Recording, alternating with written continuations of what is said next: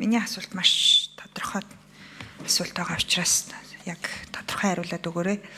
Энэ эрүүл мэндийн даатгалын сангийн зорилт хүрх үр дүн шалгуур үзүүлэлт нь юу гэдэг юм болоо? Тэгээд 24 оны тайланг харахаар яг тэр шалгуур үзүүлэлтүүдийнхаа үзүүлэлтэд хэрхэн хангасан бэ гэдгийг яг олоод харчих ихээр харахгүй л байна л да. Тэгэхээр яг та бүхний тодорхойсон зорилт шалгуур үзүүлэлт нь юу гэдэг юм бэ? За тодорхой асуулт байна. Чимбэрэн сайд хариулна.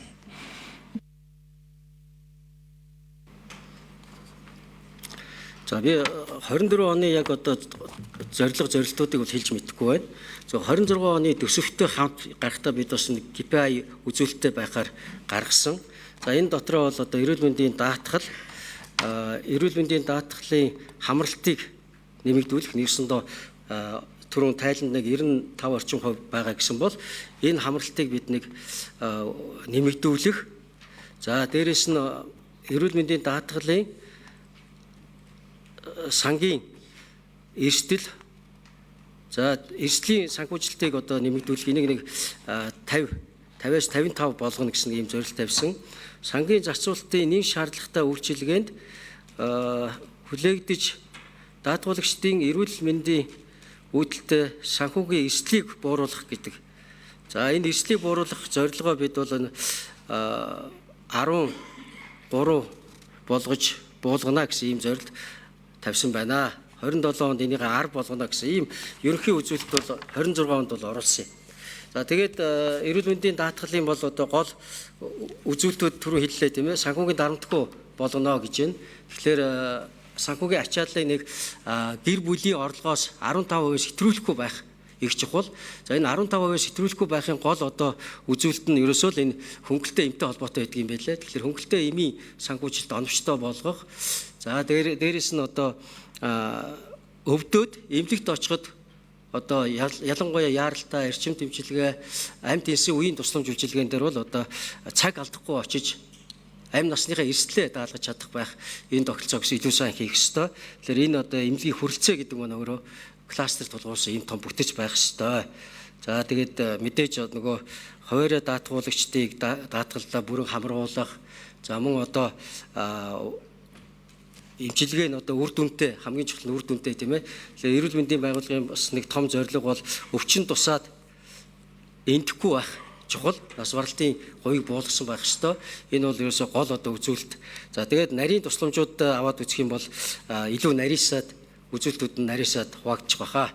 За яг 24 онд бол одоо ямар үзүүлэлт барьж ирснийг манай даатгал ерөнхий газраас хэлээд өгөхгүй. Үндсийн зөвлөлөөс асуусан баасан зөвлөж шүү. Яг чимбэрэн сайд биш mag бус зөвлөлийн гишүүд бас мэдж байгаа бол энэ бас тодорхой, маш тов тодорхой зөв асуулт байна. Тэгэн дээр микрофон хэд вэ? 7. Микрофон 7-г нэй.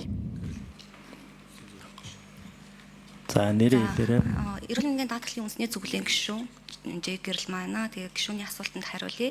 За гишүүн бол маш яг нөгөө засаглалын чухал асуудлыг хөндөж асууж байна. Тэгэхээр 2025 оны хүртэл буюу өнөөдрийн хүртэл яг эрүүл мэндийн даатгалын одоо сангийн эсвэл эрүүл мэндийн даатгалын тогтолцоог үнэлдэг шалгуурыг албачсан ийм шалгуур бол байгаагүй. Гэхдээ одоо эрүүл мэндийн даатгалын ерхий газар маань өөрөө засгийн газрыг хэрэгжүүлэгч агентлаг гэдэг агентлаг учраас засгийн газрыг хэрэгжүүлэгч агентлагууд тавьдаг одоо шалгуураар шалгагддаг байсан. Эдгээр шалгуурыг ингээ хараад үзэх юм бол яг эрүүл мэндийн даатгалтай холбогдлолтой тийм шалгуур үзүүлэлт их ховор байсан. Тийм учраас энэ 2025 оны төсвийн тухай хуулиуд зайлшгүй эрүүл мэндийн даатгалын сангийн гол үзүүлэлтүүдийг оруулах нь одоо чухал юмаа гэд түрүүний одоо сайдын дурдсан 5 шалгуур үзүүлэлтийг оруулсан байгаа. Тэгээ олон улсад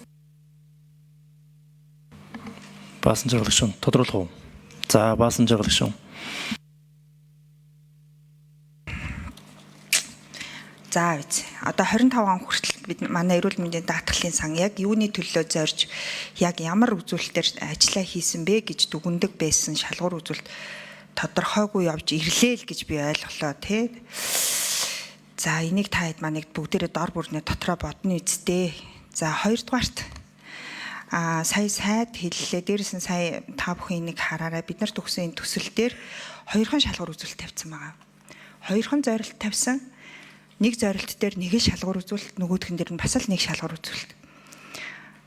Жишээ нь сангийн зарцуулалтыг нэг шаардлагатай үйлчлэгэнд хуваарлж даатгуулагчийн эрүүл мэндээс үүдэлтэй санхүүгийн эрсдлийг бууруулна гэж шалгуур үзүүлэлт нь өрхийн орлогын 10-аас дээш хувийг эрүүл мэндийн тусламж үйлчилгээ авахдаа зарцуулсан өрхийн тоог 14% байсныг 13% болгоно гэх. Энд чинь тэгээ зөв юм уу? Та хэд маань нэг шалгуур үзүүлэлтэн дээр дахиад ажиллаач.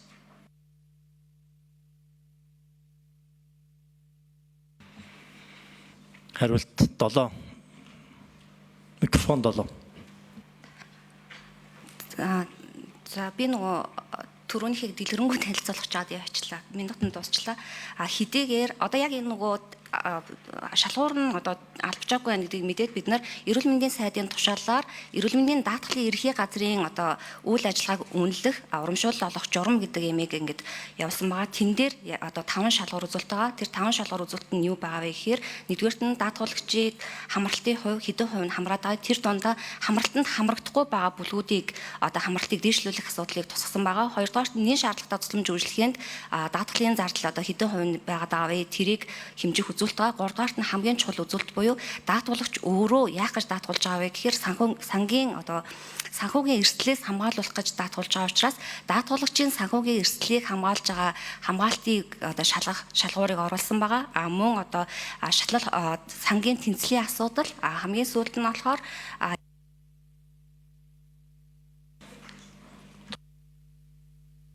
Хоёр л байна гэж үү? За 2 л байна ш.